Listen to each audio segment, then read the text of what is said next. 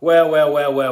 What do we think of that? 2 points chucked away by Newcastle tonight here at St James's Park for the third time this season. 2 points chucked away tonight.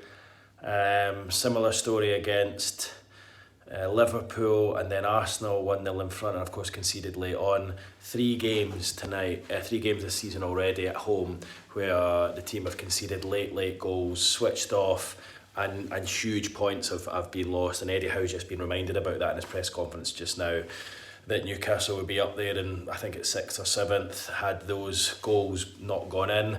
And he said, thanks very much for reminding me about that. He said the team are hugely frustrated in there.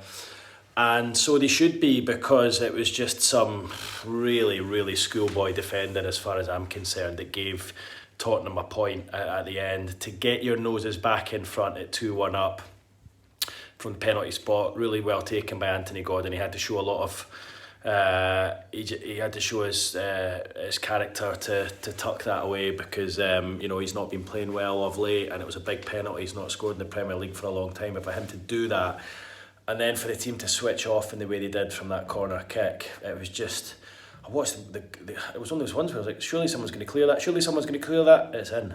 How's that happened?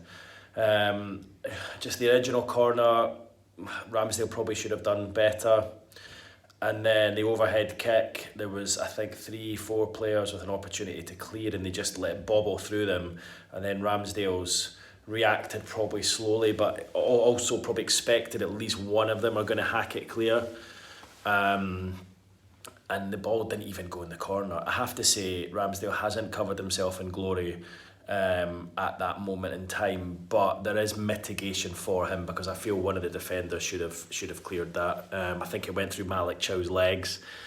I think it kind of went past Dan Burn as well. And look, I think they're an honest bunch of players. I think they will clearly know that they've made mistakes there. I think Dan will be questioning himself for that one. I think he'll probably be questioning himself for the first one as well. In fact, you could see him as Romero headed home that diving header at the front post. You could see him annoyed with himself.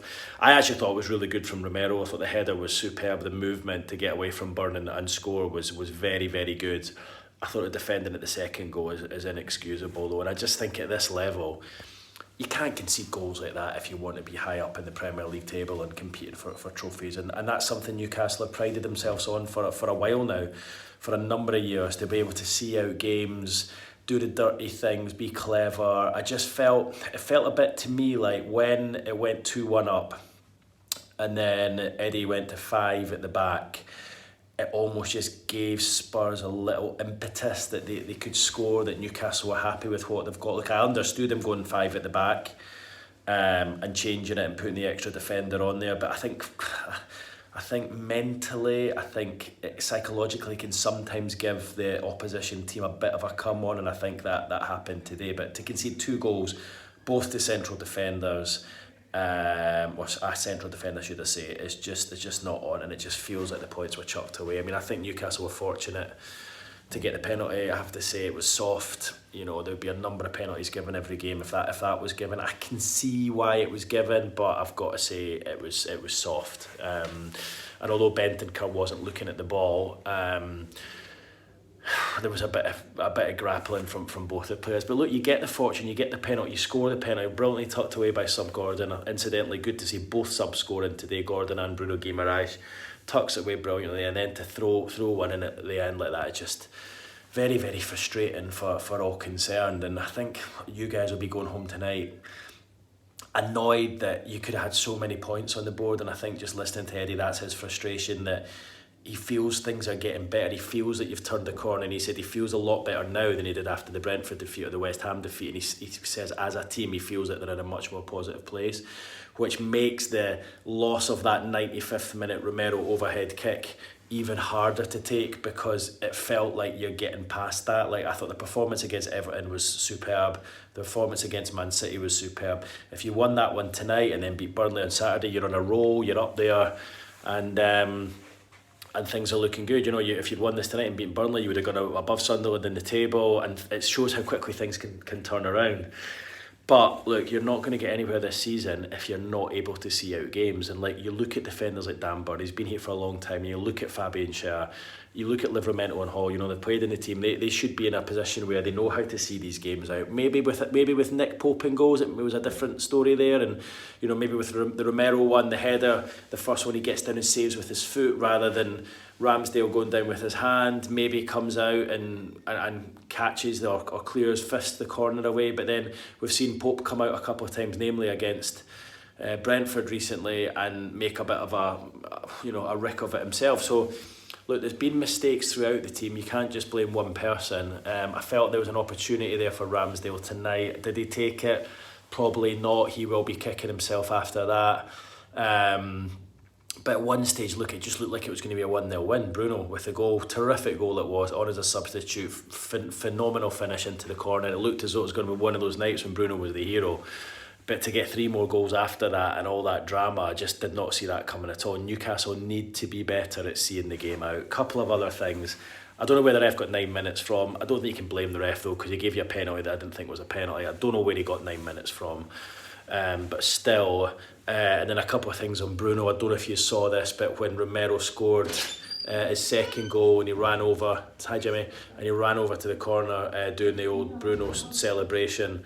It was almost, I think it was a bit of a dig at Bruno Guimaraes, and I actually saw him after he finished his celebration then pointing to the back of his shirt like Bruno does. He kind of looked towards the centre, I think, looking for Bruno, and I think that was probably why Bruno and him had to be pulled apart at the end. We'll find out, I'm sure it'll come out in the wash, but just looking back at it, I think, you know, we know the Brazilians and the Argentinians hate each other. It's a grudge match always between them, and I think Romero's been annoyed at Bruno for the way he celebrated the initial goal and how long his celebration was, and that was him kind of hitting back. That's what it felt like to me. Although weirdly he didn't celebrate like that in the first goal, only in the equaliser. I don't know if it's something that hit him later on and just thought, I want to do this to get my own back, but that might have been the reason, I think, that him and Bruno were kind of going at each other in the end. But another thing I want to mention with Bruno is he's come up with some big moments this season. His shooting's improved. He took that goal brilliantly on the instep, like so much power behind him. The one thing I've kind of criticised him over the years with his shooting is he kind of scoops it and doesn't really get his foot behind the ball, but the way he just caressed that into the corner from the edge of the area was superb. And his celebration, you know, running over there and sharing a moment with, I think it was one of the disabled supporters down near the front. I would need to see it back, I'm not sure, but it was just a lovely moment that he picked out one supporter in particular to celebrate with. So it should have been enough to see you over the line. So too should have Anthony Gordon's penalty. But look, it's one of those nights where you're just going to have to take it on the chin and you're going to have to just move on. And, you know, it's 2 points dropped, like the Arsenal game, like the Liverpool game. And, you know, come the end of the season, you're going to look at that league table and think, you know, we should have had plenty more points there. I think I heard guys in the press room there saying you should have 4 more points, but it would have been 2 tonight.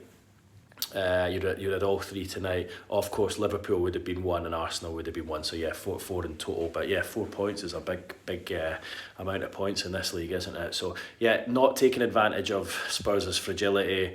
Just slow, and I thought the team were laboured in the first half. Looked tired, I have to say. But came at it in the second half, felt he'd done enough to get the win. I think Eddie would have loved just a scrappy 1-0 or 2-1 win. I think he would have loved that tonight, but that sting in the tail has really cost you. So anyway, we move on to the weekend. Burnley at home, you have to get 3 points there, and though, you know, if you look at it, 4 out of the 6 isn't the end of the world, but it just puts more pressure on the Burnley game at the weekend now. Anyway, guys, that's it. That's my thoughts from tonight. Not what you wanted. Bad defending. Players will be looking at themselves tonight, and as Eddie Howe rightly said in his press conference, we only have ourselves to blame. Okay, guys, leave your comments below. Speak soon. See you on the next one.